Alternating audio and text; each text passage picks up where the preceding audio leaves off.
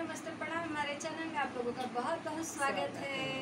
हम लोग आपको एक कजरी गीत सुना रहे, अगर अच्छा लगेगा तो लाइक शेयर कमेंट जरूर कीजिएगा। कि हरे रामा मुरली बजावे गिरधारी मगन नर नारी रे हरी। कि हरे रामा मुरली बजावे गिरधारी मगन नर नारी रे हरी। कि हरे रामा मुरली बजावे गिरधारी मगन नर नारी रे हरी। मुरली तान पे ब्रह्मा जी मोहे सृष्टि के रचना करी रामा। सृष्टि के रचना करी रामा। हरे रामा नाच डमरुआ धारी मगन नर नारी रे हरी। कि हरे रामा नाच डमरुआ धारी मगन नर नारी रे हरी। कि हरे रामा मुरली बजावे गिरधारी मगन नर नारी रे हरी। कि हरे रामा मुरली बजावे गिरधारी मगन नर नारी रे हरी।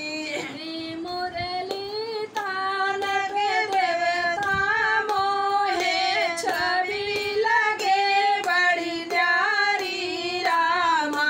छवि लगे बड़ी प्यारी रामा। हरे रामा लैलाया जब पालनहारी मगन नर नारी रे हरी। कि हरे रामा लीलाया जब पालनहारी मगन नर नारी रे हरी।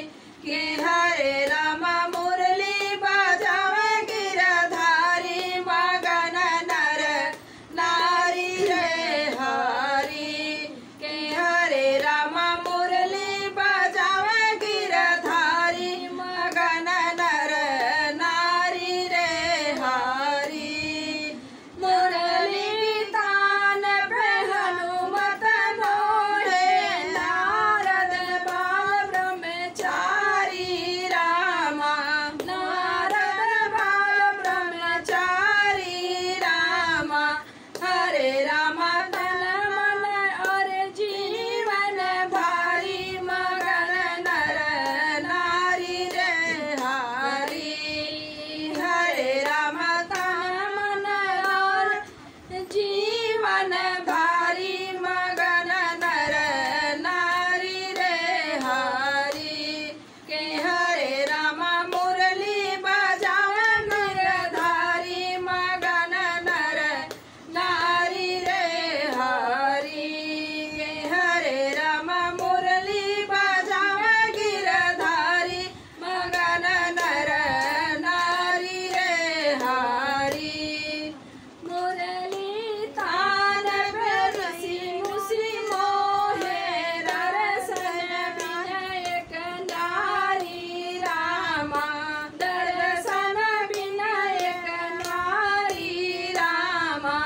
हरे रामा दुनिया दीवानी अब सारी मगन नर नारी रे हरी।